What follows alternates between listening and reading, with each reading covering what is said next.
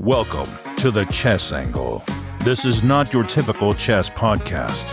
If you're an amateur or club-level player, the Chess Angle is for you. Our content is aimed at busy adults who are serious about the game but have limited study time. Featured guests include both amateur and titled players alike. And now, here's your host, Director of the Long Island Chess Club, Neil Bellon.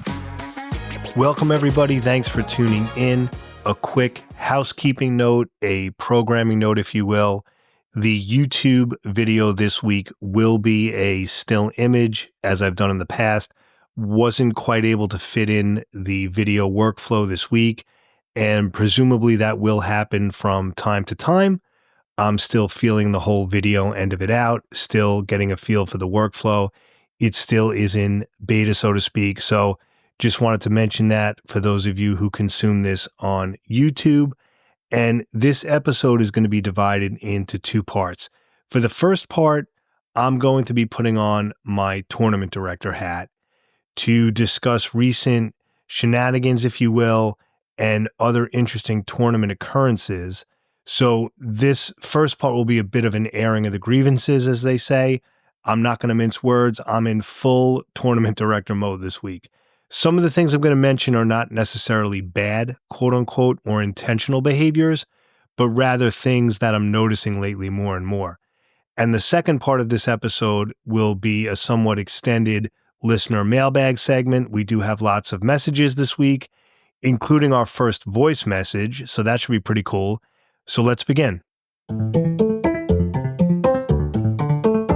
So I want to discuss some tournament trickery, if you will, shenanigans. I don't know if you should call it gamesmanship, just sort of stuff that I've been noticing at the club. And I am focusing on over-the-board play. This isn't really online stuff. We're focusing on over-the-board and that ecosystem. That's really what it's about for me. So these are things I'm noticing at the Long Island Chess Club. And the first thing is equipment disasters. Now, a little context. Players at the Long Island Chess Club are required to bring their own equipment. The main reason for that is we're renting space in a public venue. It's not our own dedicated chess club, if you will. It's a public venue. Other groups and organizations rent out the space on the nights we're not there. And so as a result, it's hard to sort of keep dedicated equipment there because otherwise, if we tried to provide equipment for the players, we would have to set it up and break it down each night we meet, and that would probably fall on me. I'm a working man, so that's not going to happen. And the idea of, or the format of players having to bring their own equipment, that's very common for local chess clubs here in the States where they meet during the week at night, that type of thing. But I will say even some of the major weekend tournaments don't provide equipment, and players are expected to provide that. Now, many of you chimed in when I spoke about this last that you were surprised by that, especially a lot of our international listeners outside of the U.S. A lot of you said that it was standard that equipment is provided for the players. So that was interesting. I know some clubs in the States do it that way, but we don't. I mean, in my experience playing in local clubs over the years, you always had to bring your own equipment. I'm just kind of used to that. But anyway, that's the context.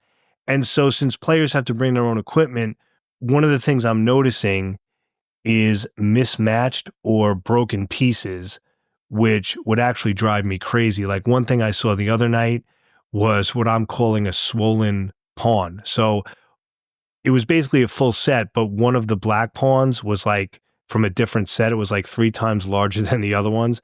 I mean, not only did it look weird, but that would drive me crazy. I've seen other boards where the knight, for example, will be like a miniature knight, so it's not in proportion with the other pieces. Obviously, they must have lost the knight somehow, so they replaced it with like something from a travel set. And both players are playing like this. Apparently, it doesn't bother them or they're just dealing with it. I've also seen players where there's a king with the cross missing. Like I'll look at the board and the king, like the white king, for example, will not have the cross on it, which is just really weird. I mean, that would drive me bonkers because, like, is it a queen? Is it a king? Very confusing. These are all things I've seen. I've seen queens from different sets, like they don't match. I've seen small travel sets that players use instead of tournament boards. And I guess it's because we're getting a lot of new players because of the chess boom. And even though I explain what they need, not everybody listens, or they just use what they have, or they don't pay attention. Now, the standard for tournaments here in the States for US chess tournaments are the vinyl roll-up boards. Usually they're made of plastic or vinyl. Sometimes they'll have that mouse pad material, which is really nice. That's the standard. Those roll-up sets with the plastic pieces in the Staunton style, that's the normal style of the pieces. But I've seen all sorts of variations. I've seen pieces that are not in proportion to the board. That is, the pieces are way too big or too small. I've seen other pieces where the pawns are almost as tall as the bishops, or the knights are as tall as the queen almost, like just pieces that are sort of out of proportion. If you look at the standard Staunton set, the back row pieces, not the pawns, the actual pieces like kings, rooks, bishops, knights, you'll notice from the king moving to the rook, they gradually get a little bit smaller. So the proportion is even that way. But what I'm noticing, many of these decorative sets, so to speak, I don't know if people get them at like a novelty store or whatever, the bishops and pawns will be the same height. That drives me crazy. Or the rooks will be ridiculously tall, or the knights maybe. But when the pieces are not in proportion, again, that would really throw me off. Like I would actually say something.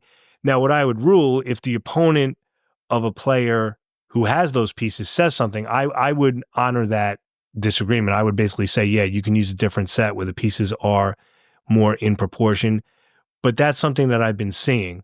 Another personal favorite is when players don't show up without equipment at all, which drives me crazy. They know you have to bring your equipment. And I'm not talking about someone who's playing in their first tournament. When someone's new to the club and they'll ask me about equipment, I will actually say, play in a tournament or two.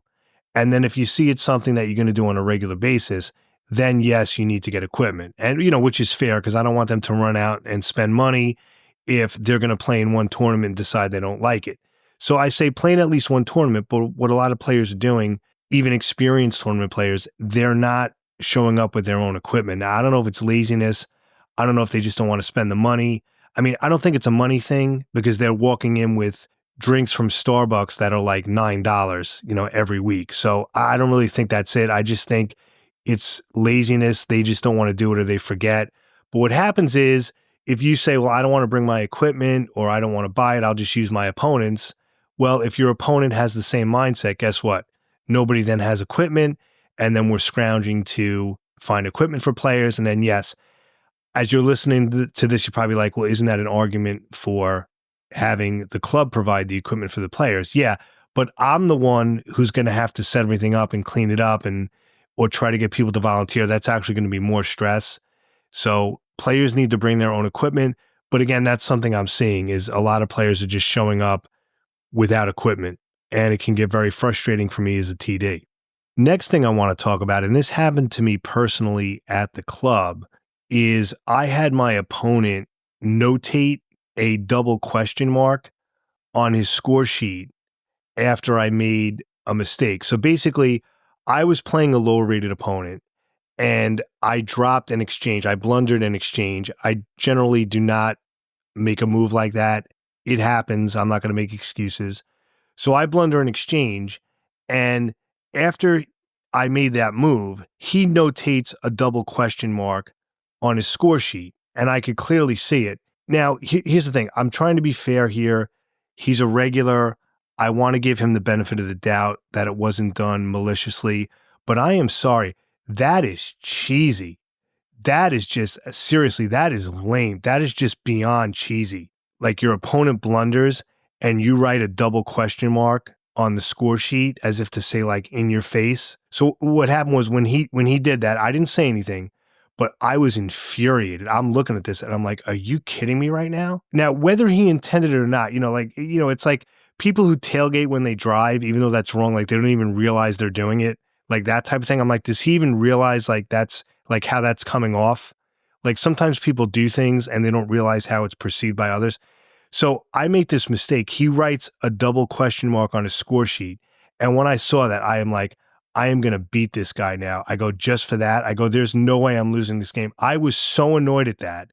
It turns out I did end up winning the game. So what happened was I blundered the exchange, but the rest of my position was very good. I had an initiative on the queen side, and his pieces were a little jumbled up. So other than the fact that he won the exchange, my position was pretty good. The queens were still on the board. I really wasn't worried about it. But I was like, man, just for that, I'm going to win the game, which I did. I played very well. I took advantage of my better position. I ended up winning material back. He ended up making a blunder. I had some really good moves. I turned it around. At the end of the game, I couldn't let this go. I just could not let this go. So when the game was over, I said, okay, you gave me a double question mark when I dropped the exchange. I said, where's your double question mark? I go, when you made that blunder at the end, I go, where's yours? And he's like, I'm like Ralph Cramden. And I said, where's my exclamation point? I go, when I turned it around, I go, you gave me a double question mark, but you didn't give yourself a double question mark. Where's yours when you blundered? And where's my exclamation point when I did well? And he was like, he didn't know what to say. I just couldn't let that go. That's something I would not do. I mean, I can be pretty competitive. I don't think I've ever done anything like that. Like if your opponent blunders, you just make the correct move and enjoy the fact that he blundered. There shouldn't be any need to do anything else. I thought that was very gratuitous, even if it wasn't done maliciously, if it was done in just a way, I don't know. I want to give him the benefit of the doubt. I still thought that was really, really cheesy, but it sort of turned me around and got me to focus more, and I ended up winning the game. Next thing. A lot of players, myself included, get up from the board a lot during over-the-board play.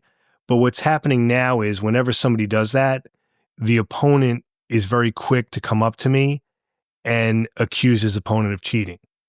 And I'm seeing it, even if the person getting up from the board is someone really low-rated and his moves after leaving the board are not that great, I'm still getting that accusation, like they're coming up to me, Neil, he's kind of leaving the board a lot. I'm wondering what he's doing, because every time he leaves the board, it's like a critical position.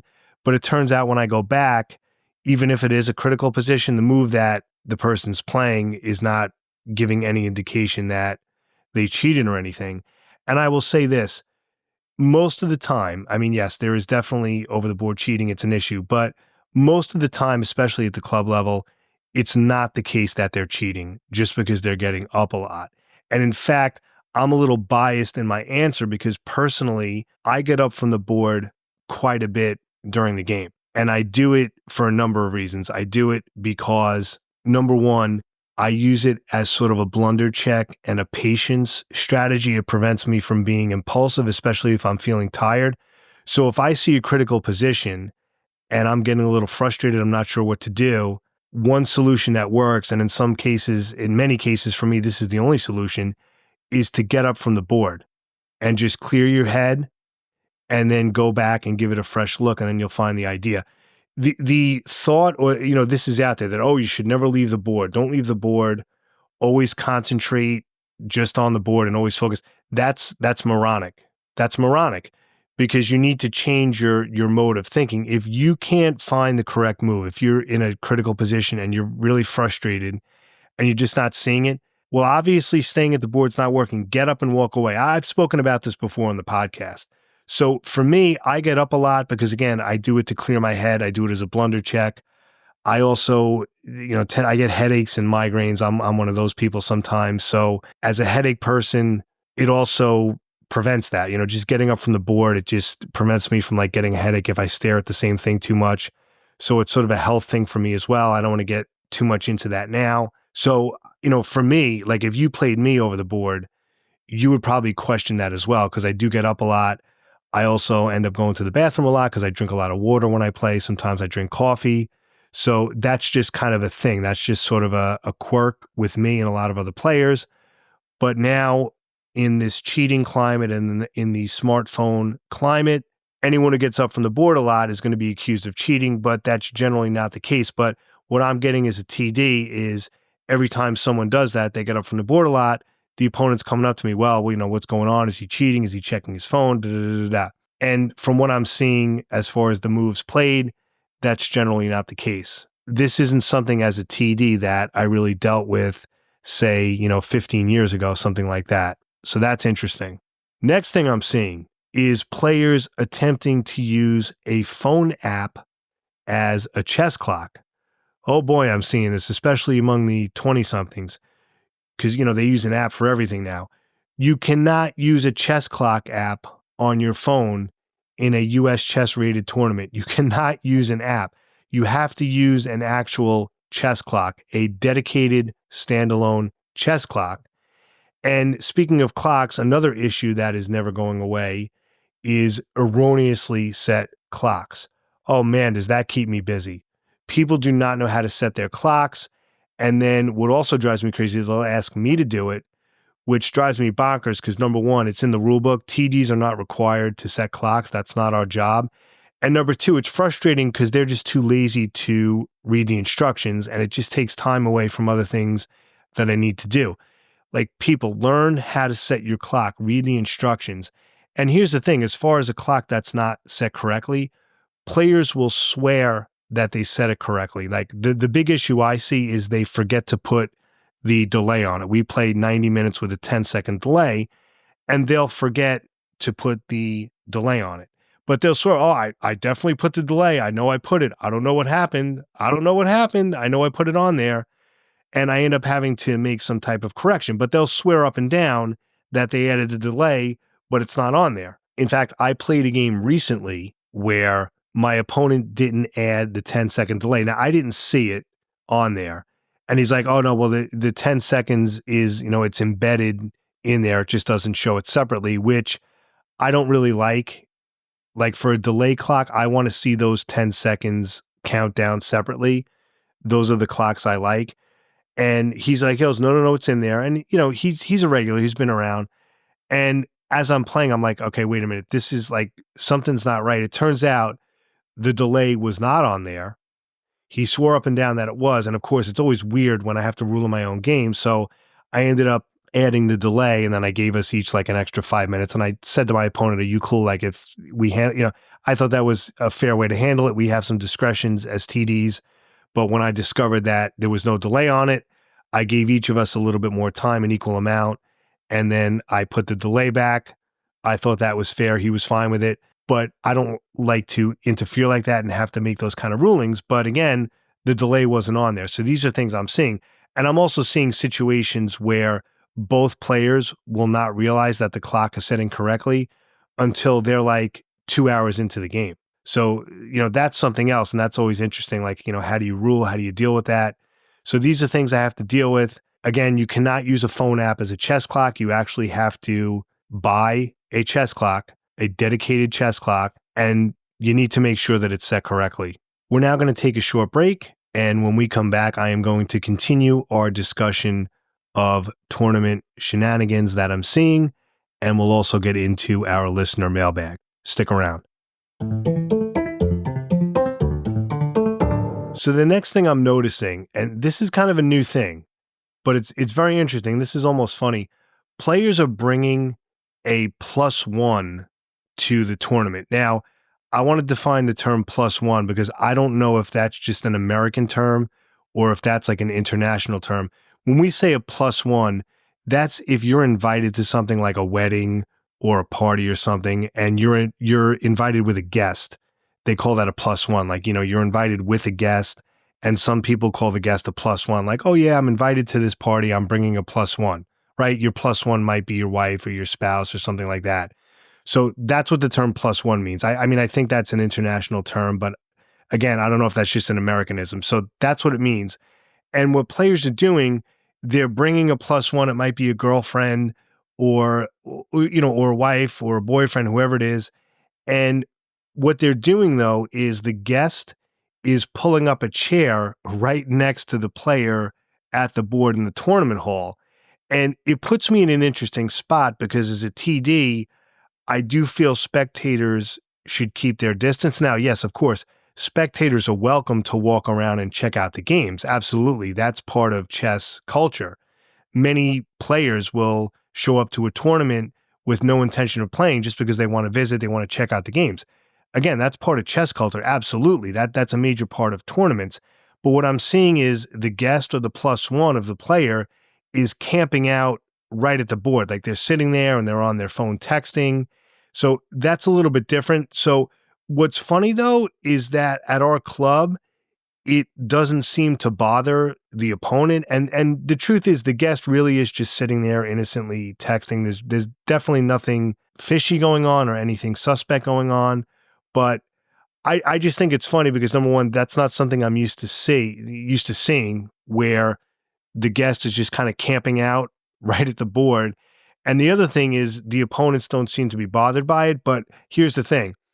If an opponent said something like, okay, his guest is like sitting at the board, it's kind of distracting. In that case, I would rule that they would have to sit somewhere else. They can walk around, they can stop by, but they can't sort of plant themselves there on a chair. I would rule that if the opponent found it distracting. Now, some TDs might even say, no one's allowed to sit there at all. But like I said, I'm not seeing that it's a problem. Part of me thinks maybe I should say something, but that's just something I've never seen before where, they'll bring a guest and they'll sit right there at the board. So it's just, I don't know, an interesting phenomenon. I don't know if that's considered poor etiquette, but I try not to, I don't want to be too micromanagey.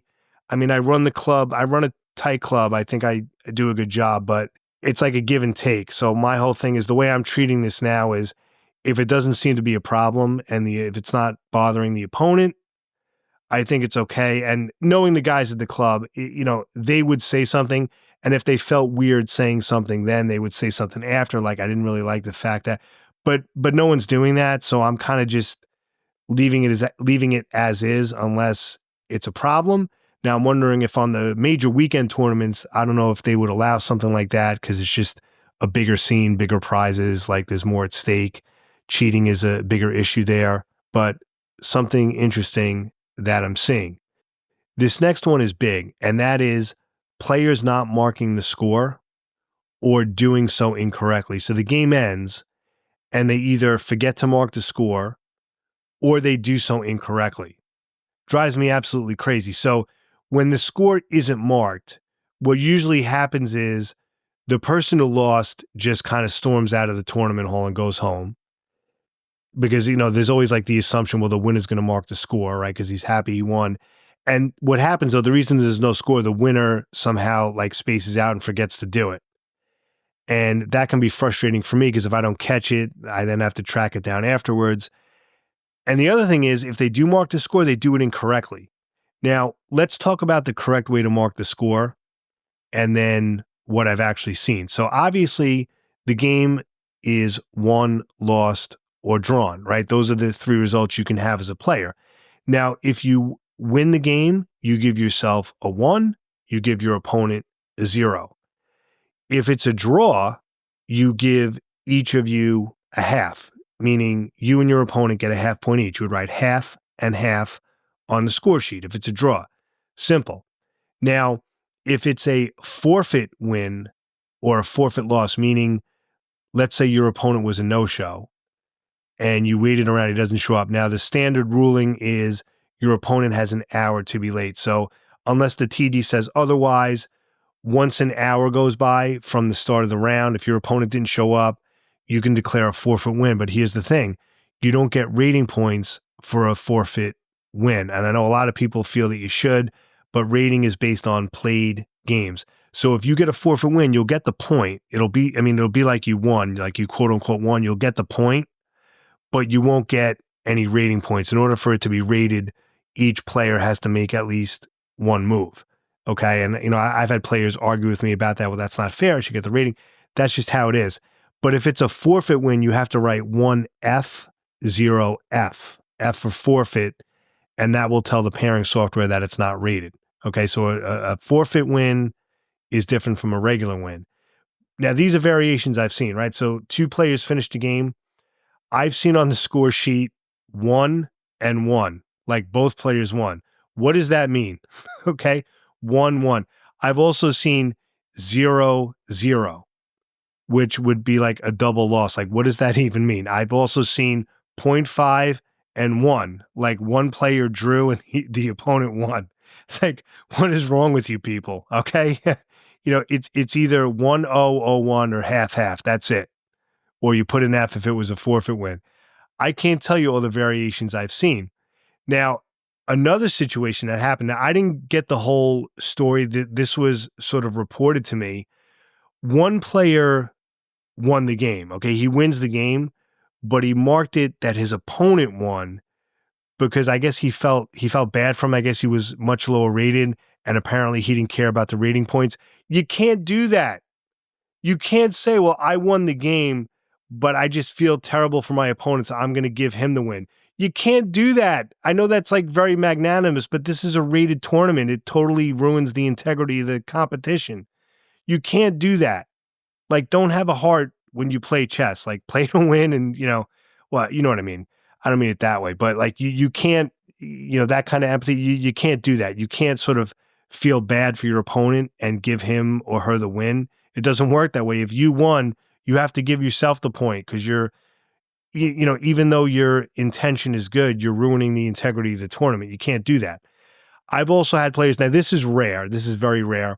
I've had players play at the wrong board or they play the wrong color. It's rare, but it happens where one guy was supposed to be white, the other guy was supposed to have the black pieces, and they played the wrong colors. Now, if that happens, I just have to mark the result based on what they played. But these are things that happen. These are some other things I deal with. Next thing are the venters. Oh yeah, gotta love the venters. And what they'll do is, and I can actually see them coming, like they'll start walking towards me. And I've been doing this long enough, I can already tell what it's about. It's kind of freaky, this sixth sense I have. So specifically, what is a venter? They'll vent to me almost like they're blaming me when they lose a game to a much lower rated opponent, especially if they played a lot stronger than their rating. So for example, a 1600 player loses to someone rated only 900, but the 900 played a phenomenal game. And basically I become the punching bag. And it's always these little sort of passive aggressive comments. Oh, well, I'm surprised he played so strong. He was only 900. Or, Neil, his rating says 900, but he's really not a 900. As if they're saying like, can you do something about it? Like, it's like, no, I can't. Welcome to modern tournament chess. We have players rated 900, rated 1,000, rated 1,100, who have nights where they play like they're 1,800. So I go, what do you want me to do? And I was just surprised. They'll say something like, I'm just surprised that he played so well. It was only 900. And I can tell they're upset. And my reply is always the same. If you won the game, would you still have said that to me? Well, yeah. And then they could do the whole Ralph Cramden routine again. Like this is what I get. I become the punching bag when they lose a game. Like it's like somehow I did something wrong or it's like my fault. It's like, no, we all lose games to lower rated players. We all lose games to players who just play way above their rating. We all lose games to that player who's rated 1,000 who just had a phenomenal night. Or, maybe you just walked into something that he knew, or maybe you were just having a bad night. It happens, but don't put this on me. Don't take it out on me. Don't make some comment like I can somehow make some change or negate the result. It's like you lost the game, deal with it. But that's another wonderful thing I have to deal with. And the last thing I'm going to mention for this part of the podcast, and I'm sure down the road I'll have another list of fresh things that I can share. What I'm getting lately, it's happened about 2 or 3 times where I'll get a child. Now, that child can mean like a 16-year-old kid. It can mean a 12-year-old kid. They come to the club. It's their first tournament, and they play 1 or 2 games. They realize it's not for them and they want to drop out, but the parent doesn't inform me. So the child plays 1 or 2 games, decide, I don't want to do it anymore. I didn't like, whatever. Maybe they start crying. I mean, I get it. It can be tough. Some, well, even adults too, but some kids don't handle loss as well as others. These things happen. So the child wants to drop out of the tournament. Fine. But then the parent doesn't tell me. Like, they don't tell me. They just don't show up. This happened like 3 times. So basically, again, the child's new to tournaments. They play 1 game, maybe 2 games, decide they don't want to continue, but nobody tells me that they're withdrawing. And I don't want to just say it's because, they're new to tournaments. They don't know that. I make very clear, especially in round 1, because we're always getting new players. I make very clear that the most important thing I can tell you as a TD is that if you can't make it one night, you have to let me know. I say it like a broken record. So the fact that, well, they didn't know it's their first tournament, that's not going to fly because I make it very, very clear that if you can't make it or if you're dropping out, you have to tell me. But that's what happens. The child plays a round or two, doesn't like it. Maybe they're intimidated. It's not for them. And I get it. It's not for everybody. Tournament chess is not for everybody. But you got to tell me. If your child's dropping out, you don't just stop showing up. You got to let me know. So that's something I'm finding. And of course, someone's without a game. But I urge all of you, when you play in an over-the-board tournament, if you can't make it, tell the tournament director. And especially don't do that whole last round nonsense. I know this happens probably more at weekend events than club events, which is people will drop out for the last round. Usually when they drop out for the last round, especially on a weekend tournament, it's either because they want to get home early because they have to work the next day, or they didn't have a great tournament, or the penultimate game went very badly for them and they're like, I've had enough, and they just walk out. And I guess what happens is because they're so frustrated, they lose all sense of consideration. It's just like, well, I don't care. I'm doing poorly. This is ridiculous. I'm leaving. I know I should tell the TD, but I don't care because they're just so frustrated. You can't do that. You can't just not show up for the last round. If you're dropping out, you got to tell the tournament director. But unfortunately, no shows. It's something we all deal with. It's been pretty good at the Long Island Chess Club. We do get a few. It's not too bad. It does happen occasionally, but I have to say, generally speaking, everyone's pretty good about it, but it does happen. Tell the TD if you can't make it. At any rate, these are some things that I've been dealing with lately. Other things are going to come up, I'm sure. I will most likely have a follow-up episode down the road to report the latest batch of Shenanigans. But what we're going to do now is we're going to make a little bit of a right turn, and we're going to jump into our listener mailbag. So we're kind of moving that to the second half of the show. We usually do it right away, so we're kind of mixing it up a little bit. So let's go to our messages. You've got mail.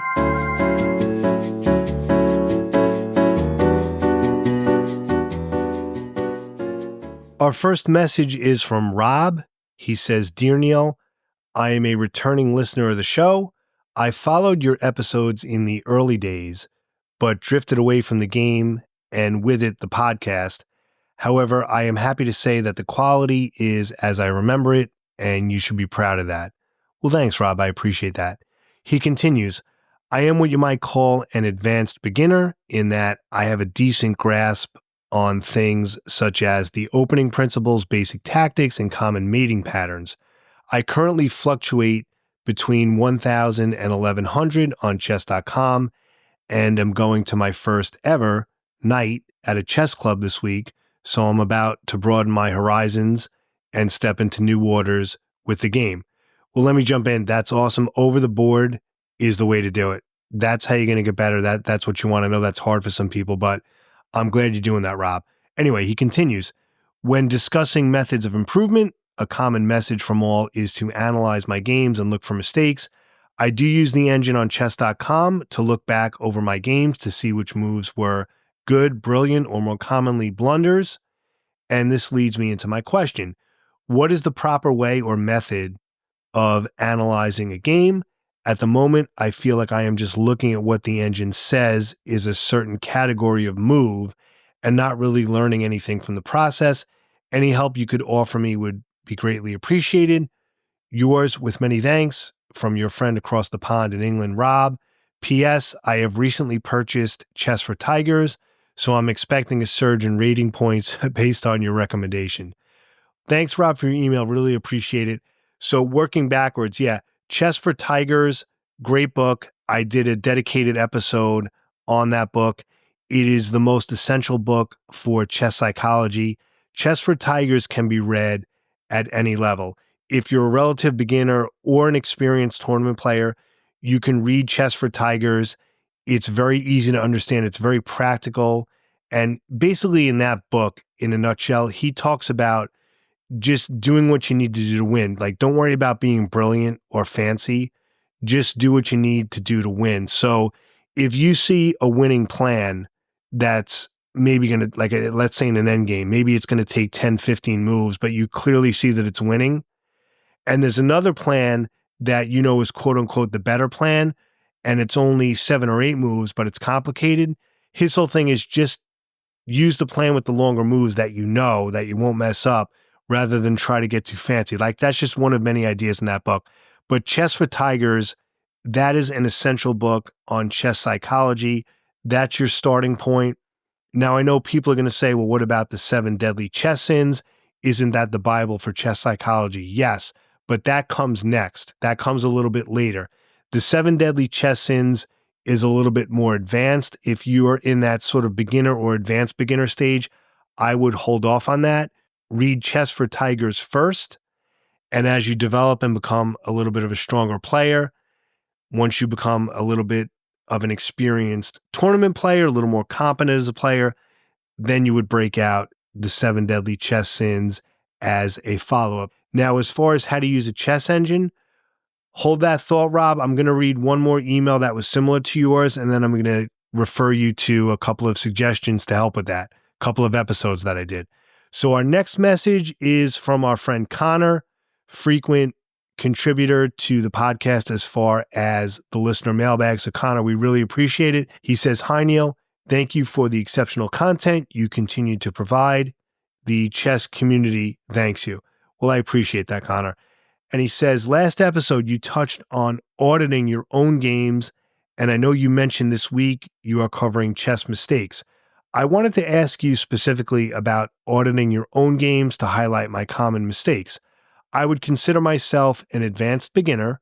However, when I analyze my own games in detail with an engine, I find I can only understand the engine suggestions maybe 50% of the time. I have attempted to audit my own games in the past with an overall view mindset and find myself more confused than when I started. For someone who can't get a coach right now due to financial reasons, do you have any other follow-up tips for auditing several of your own games at once to get an overall view of your mistakes? Thank you for your time. Your friend from Canada, Connor. All right, well, shout out to our friends up north. So for Rob and Connor, I am going to refer you to 2 episodes that I did previously that specifically dealt with chess engines that should answer your questions. I don't want to repeat the information now, but I will link up these episodes for you and anyone else who wants to check them out. The first was episode 45, which is called The Truth About Chess Engines for Club Players.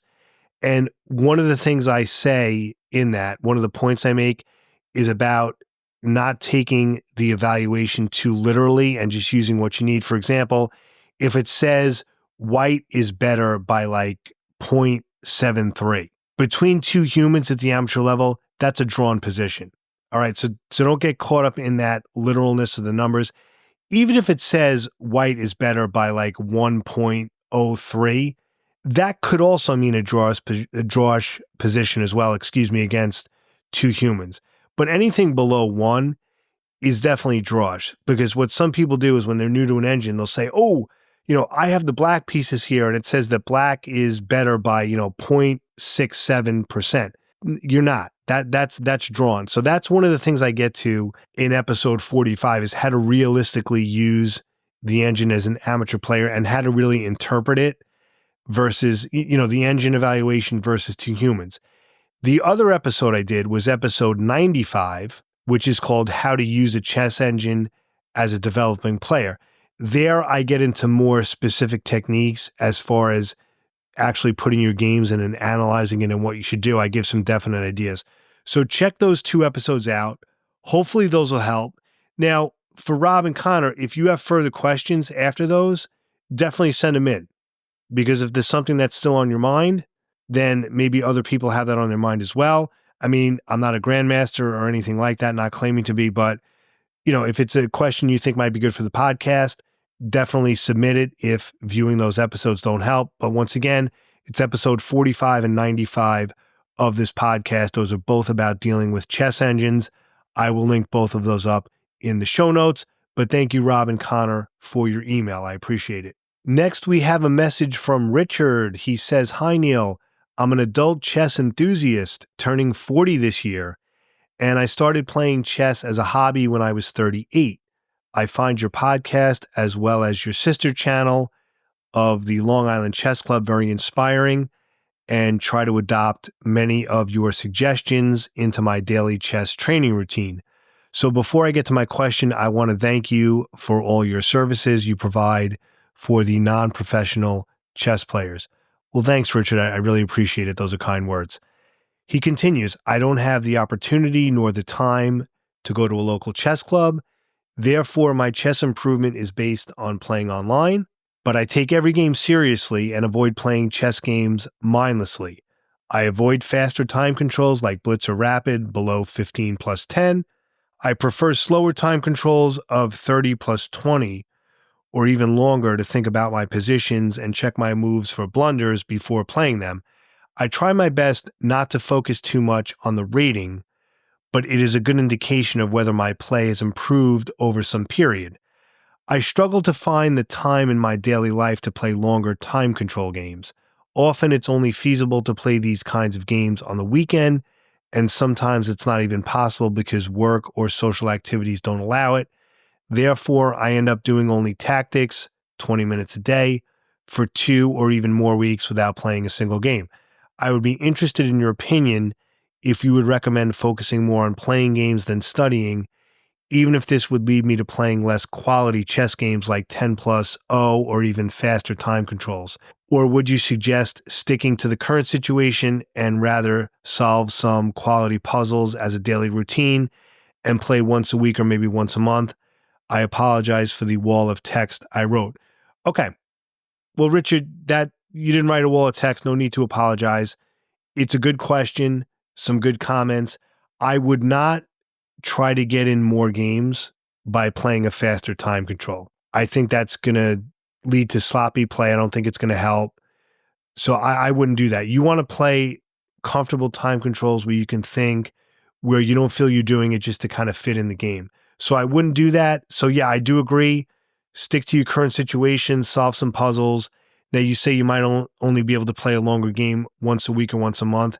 And it's really both. You do need to play and you do need to study, but playing is definitely more important. I think the lower you are on the rating scale, I think the playing becomes even more important just because there's a lot of practical mistakes and hanging pieces, things like that, that are going to come through experience. All right. Like there's learning chess through studying. There are certain concepts that are going to come through studying where you'll have players where they just play over and over and over and they never learn these concepts. On the other hand, there are other concepts that are only going to come through playing or mostly through playing, like hanging pieces or not hanging pieces. I don't know if that's something you can study. I mean, you could look at a position and say, which piece is hanging. I mean, I guess you could, but as far as your own growth, like that's something you just need to do. Like not hanging pieces comes from playing, not falling for meat in one, comes from playing, understanding a lot of basic things and being aware of your opponent's threats, things like that. That comes from playing and analyzing your games. Yes, you can study that to a certain degree, but to answer your question directly, I would not play quicker games just to get more games in. Do what you're doing, but I think if you speed up time control, that's probably going to do more harm than good. And I completely understand the time situation. It's hard, when you're working, you have a family. I'm not sure of your exact situation, but I get it. When you're working, man, it's tough. You can only do so much. And then even if you have the time, even if you quote unquote have the time, very often we're so exhausted and mentally drained that it doesn't even matter. So you might come home from work and maybe you have a light evening ahead of you and you have time to do it, but you're just so tired or you're distracted that even if you have the time, it just makes it difficult. So I get it. So I wish you all the best and thank you for your email. Our next 2 messages are from our Buy Me a Coffee page. So if you're interested in supporting the podcast, you can check out our Buy Me a Coffee page. What it is, you would buy me a virtual coffee to support the show. The proceeds I get from that pretty much go back into the show as far as production costs. What's great about Buy Me a Coffee, it's kind of a one and done thing. It's not like a Patreon. You can just make a one-time contribution and that's it. Of course, there is an option to do a monthly contribution if you want. Most people do the one and done type thing, but it is there. If you're interested, again, that's our Buy Me a Coffee page. Look for the link in the show notes. And our first message is from Brett. He says, "Thank you for the podcast. I am brand new to chess. I took your recommendations and I'm learning the London system in 12 practical lessons and bought a few starting out books and The Amateur's Mind. I bought the Chess Up board and I'm having fun with a new hobby. Keep it up." Well, Brett, thanks so much. First of all, thanks for the coffee and for supporting the show. I really appreciate it. The London System in 12 Practical Lessons, great book. That is my go-to book for the London System. I highly recommend it. It's very well organized. It's fairly easy to follow. It's great for amateurs. And then you mentioned the starting out books. Those are my absolute favorite for openings by Everyman Chess, the starting out series. I absolutely love those. Of course, you mentioned The Amateur's Mind. So that's fantastic. Good luck with your journey. That's awesome that you're into the game. Really glad you're enjoying the podcast. So thanks so much for your message, Brett. And our next Buy Me a Coffee message is from Chris. He says, "Hey, Neil, howdy from Texas. Well, shout out to our friends down south. Great to hear from you." And he continues, "I've been listening to the podcast for a couple of years now, and it's been my go-to resource whenever I'm doing something and I can't physically look at a chessboard to study." Well, let me stop there, Chris. That's a great comment. Many of our listeners have said that. They're busy. They can't always play. They can't always study. They'll go days or even weeks without playing, but they like the podcast because it just, it keeps them part of the conversation. They feel like they're doing something. And yeah, that's how the podcast is designed. It's not meant to have a chessboard in front of you. Most people are listening to this while they're doing something else. They're at work, they're on the computer, they're in the car, they're walking the dog, they're working out, whatever it is. So yeah, it's designed that way. And a lot of players agree with you. Like I said, if they have a particularly busy week, they can't really play or devote a lot of time to chess, they can put the podcast on while they're doing something else. And like I said, it makes them feel like they're in the game, so to speak, no pun intended, right? That they're doing something chess related. So a lot of people agree with you. So I'm always glad when I hear comments like that, Chris. So he continues, he goes, "I have two questions, a larger real one and then a silly one just for fun. My first question is about these sort of gray areas in chess. While it's not as catchy as set it and forget it, there's a phrase I remember from an old basketball video game I used to play with my buddies where one of the commentators would say, sometimes you do everything right, but the shot just doesn't go in. And that's why we play the game." That comment always helped reframe my mind and keep me from overthinking when I was feeling extra competitive. After all, it's a game. It's supposed to be fun, not a test. I was wondering if you'd be able to elaborate on that from a chess perspective. Obviously, the symphonic machinations of chess have been long studied over centuries, but I know as a tournament director running a podcast, you get a lot of very specific questions that are hard to answer. What are some gray areas in chess where you just have to throw your hands up and say, that's why we play the game? All right, I'm going to answer that now before I get to your second question. It kind of reminds me of a hand of poker. Like if you play Texas Hold'em, you do everything right. Everything's by the book. Everything is quote unquote played how it should be. And you still lose the hand because like your opponent sucks out on you or something, right? That's what it made me think of. Now in chess, as far as your basketball analogy, like sometimes you do everything right, but the shot just doesn't go in. Or you said in chess where you just throw up your hands and say, that's why we play the game. For me, it's where you're playing an opponent where you're having a great game. Everything's on, you're clicking, you have a great position, you're doing everything right, but your opponent is just playing like that much better. It's like you're playing so well. And every time it's like, man, he's finding the right move.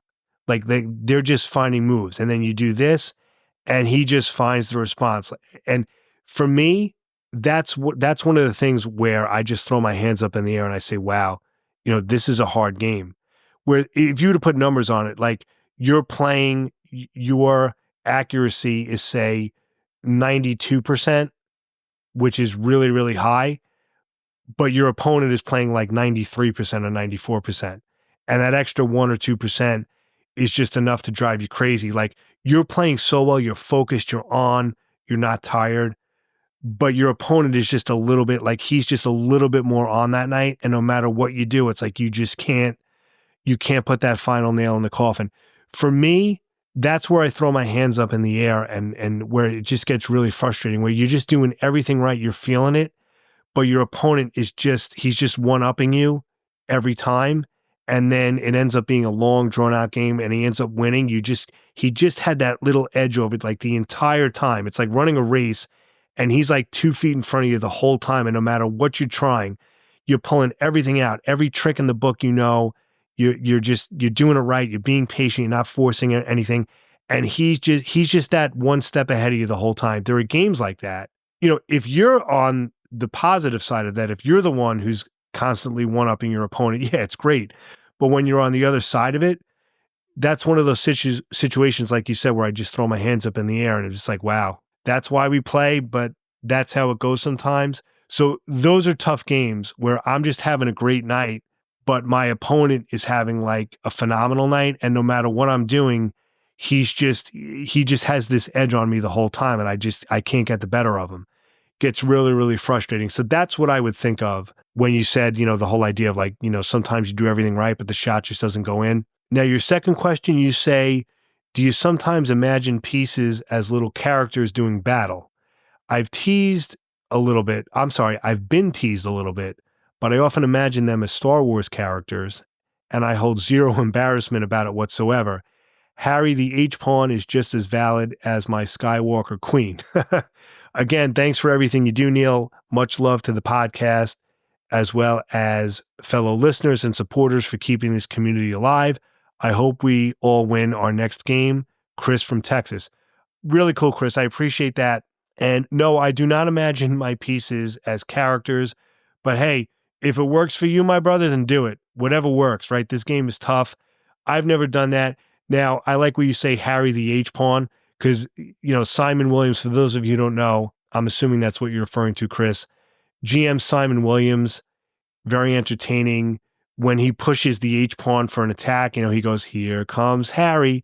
And if he pushes the G-Pawn, here comes Gary. So I'll sometimes think that, like, because I sometimes will go like H4 to H5, and I'll think, here comes Harry. I won't say that. Actually, that'd be kind of funny if I said that during a tournament game. Here comes Harry. No, you can't talk during a tournament. But yeah, I sometimes think that from Simon Williams. But other than that, not really, Chris. I just want to play well and not blunder and, win the game. Thanks for sharing that. Very cool. Appreciate it, Chris. Our final message is a voicemail. We have our first voice message. Very exciting. If you're interested in leaving a voice message for the show instead of a regular email, you simply go to our website, thechessangle.com, click on the microphone icon on the lower right, and you leave the message. It's very, very simple. It's frictionless. It's not a whole thing. You don't have to like download something. All right. It's not like logging on to a Zoom meeting. Very simple. And I like it because not only do I not have to read, but it's great to hear directly from a listener, to hear the listener's voice. And our message this week is from Alex. So Alex, take it away. Hello, Neil. I'm Alex. I'm a newer listener of the show, currently making my way through the backlog of episodes, and I've been thoroughly enjoying what I'm hearing so far. Thank you so much for all the content and the information you've bestowed upon me. It's been really meaningful. Thanks to your insight and encouragement, I've been able to step out of my comfort zone and attend my first club meeting, and it was a great time. And I don't think I ever would have had the courage to go out and do that without some of your specific episodes, such as the chess etiquette episode, because I didn't know my manners over the board. And you taught me a lot of things and made chess culture as a whole seem a lot less intimidating. So I thank you for that. So I have a question, or I really just want to know your thoughts on a topic, I suppose. I recently signed up for correspondence chess by mail. And I was wondering what you think of that. Compares and contrasts between chess by mail and over the board and like daily online on chess.com and things like that. Anyway, thanks a lot for the show. You put out just incredible content. I really appreciate. Yeah, all that you do. Have a good day, and I hope you win your next game. Alex, thanks so much for the voice message. I really appreciate it. I hope this is going to start a trend now. Maybe some more people will call in. I'm humbled by your kind words. I really appreciate it. I'm really glad you're enjoying the content. Really means a lot. So thank you for the kind words. Now, as far as correspondence chess, I never got into it, but the people who do it really, really love it. I think it can be a great thing. What's nice about correspondence chess is, as opposed to a tournament where you're simply just making moves and you just have yourself on the board, obviously you can't refer to anything or refer to sources or think about the moves for an extended period of time. You just have to play. With correspondence chess, you can refer to other resources.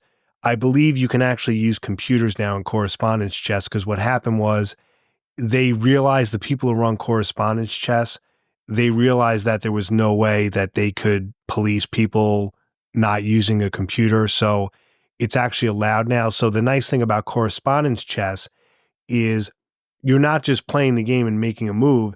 You can really study and analyze the position much more thoroughly than you could in an over-the-board tournament game. So it's a much more thorough and immersive experience because you're kind of playing and studying and analyzing at the same time. Whereas, in a tournament game, you're simply playing, you're making a move and you have no way of sort of researching or thinking deeply about it, right? You're playing with a clock. So correspondence chess offers like a whole nother layer, because like I said, you're also analyzing, you're learning, and you're sort of studying at the same time. It's a little bit of everything at once. Now, correspondence chess obviously takes a longer time to complete a game, but as I said, I think the immersive learning experience and the analysis that goes along with it can be a great thing. I don't know why, I just never got into it for some reason. I guess just, busy with other things and other projects I'm doing and the content creation. But if you have the time to do it and you like that idea of really being able to dive into it very deeply rather than just kind of making a move and pressing a clock, it can be a great thing.